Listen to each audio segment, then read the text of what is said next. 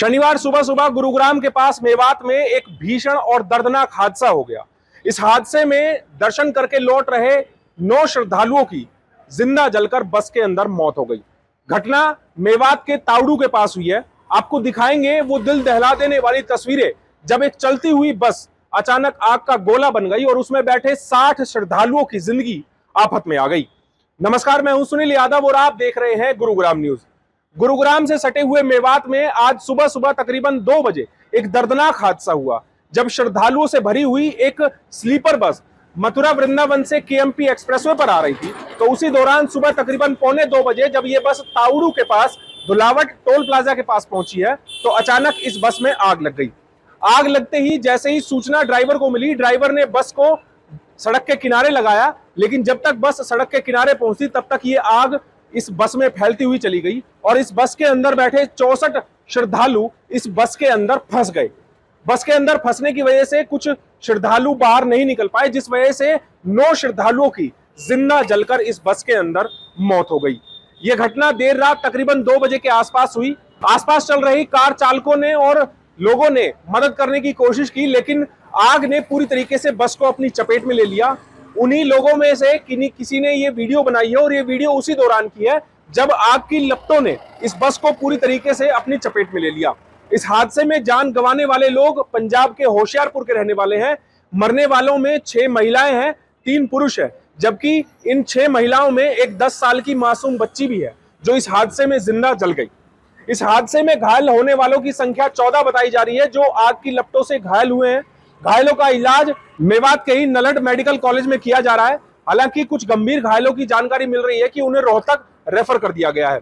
हादसा किस वजह से हुआ ये जानकारी तो अभी नहीं पता लग पाई है, लेकिन मेवात प्रशासन से जुड़े हुए अधिकारी मौके पर जरूर पहुंचे हैं और सुबह जब उन्होंने हालातों का जायजा लिया तो देखा कि बस पूरी तरीके से जल चुकी है।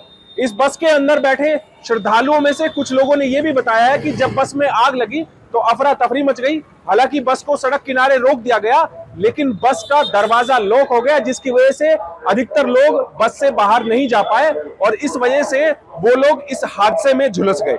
बताया जा रहा है कि बस का दरवाजा लॉक होने की वजह से जो बस के अंदर बैठे हुए श्रद्धालु थे वो खिड़कियों से कूद कूद कर बाहर आने लगे। हालांकि इस हादसे में बची एक महिला का यह भी आरोप है कि आसपास मौजूद लोगों ने किसी ने उनकी मदद नहीं की। सब लोग चिल्लाते रहे, अपने आप की जिंदगी बचाने के लिए लोगों से गुहार लगाते रहे, लेकिन आसपास कोई भी लोग उनकी जिंदगियां बचाने नहीं आए। अब घायलों का इलाज अस्पतालों में कराया जा रहा है। मरने वालों की संख्या बताया जा रहा है कि इसमें और इजाफा हो सकता है। कुछ लोग गंभीर घायल बताए जा रहे हैं जिनको अस्पतालों में भर्ती कराया गया है। प्रशासन अब इस जांच में जुटा है कि आखिरकार यह हादसा हुआ कैसे है।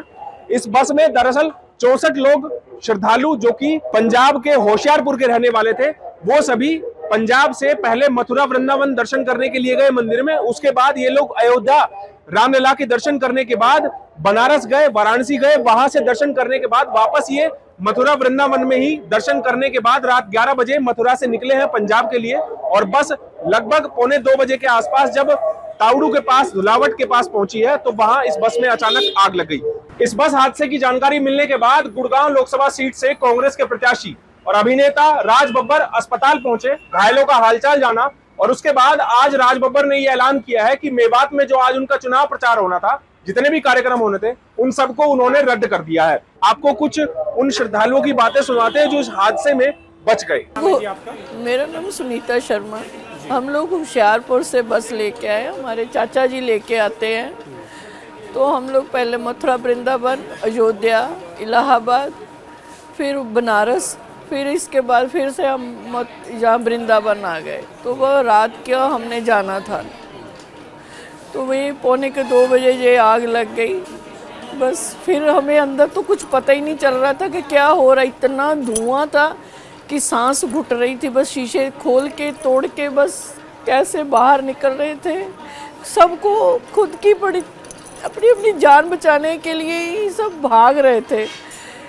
कुछ समझ में नहीं आ रहा था कि क्या करें। बाहर आके सब गाड़ी वालों से सबने हेल्प मांगी, मगर किसी गाड़ी वालों ने किसी ने हेल्प नहीं की, किसी ने नहीं हेल्प की। मौत हुई है, कितने लोगों की मौत? ये हमें नहीं मालूम, इतना हमें नहीं मालूम, मगर कुछ लोग हमारे अपने फैमिली मेंबर हैं, वो चले गए। बहुत गलत हुआ है। पायल शर्मा। पायल जी, किस तरीके से हादसा हुआ, कैसे हुआ? हमें कुछ भी नहीं पता लगा क्या हुआ क्या नहीं हुआ। एकदम से अचानक से क्या कहते धुआं धुआं होने लगा था। सब कहने लगा आग लगी, चिल्लाने लगे और खिड़की खोल के बाहर दरवाजे की तरफ जाने लगे तो दरवाज़ा बाहर से बंद हो गया था, खुल नहीं रहा था। फिर सभी ने खिड़की खोल के जंप की। पता नहीं कौन आया कौन नहीं गया, इतनी भीड़ थी नहीं पता लगा। टोटल तो बस के सवार के कितने लोग थे? 60 बंदे थे। 60 64 ये सभी लोग ये अयोध्या से आ रहे थे और वृंदावन होते हुए, काशी होते हुए दर्शन कर रहे। ये सब लोग पंजाब से थे, होशियारपुर, जालंधर, लुधियाना के लोग हैं। कईयों ने तो अपने परिवार के 3-3 लोगों को खो दिया है। मतलब इतनी दर्दनाक घटना है और जिसकी वजह से आफ्ताब साहब ने भी और हमने नूह के आज हमारे कार्यक्रम लगे थे। हमने अभी जाके ऑफिस में जाके सबसे हाथ जोड़ के विनती करेंगे कि हम मैं जानता हूँ मेहताब साहब आपने बहुत आज मेहनत की है। मुलतवी कर दो। भाई ने भी कहा, इन्होंने भी मुलतवी कर दो जी। कि आज हमको यहाँ पे जनभावना को देखते हुए, दूसरा हमारे ही क्षेत्र में नूह में ही है, तो ये सब एक शोक का माहौल है। सब पंजाबी परिवार जो आए हैं वहाँ से और बहुत बुरे हालात में है इस वक्त। तो मुझे नहीं लगता कि हम आज प्रोग्राम करेंगे मेवात में कोई।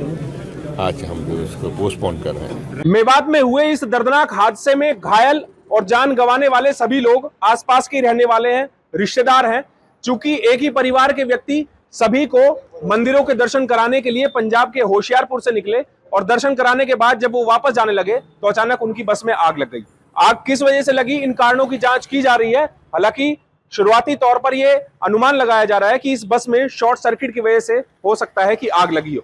देखना होगा जांच में क्या निकलकर सामने आता है कि आखिरकार यह दर्दनाक हादसा कैसे हुआ।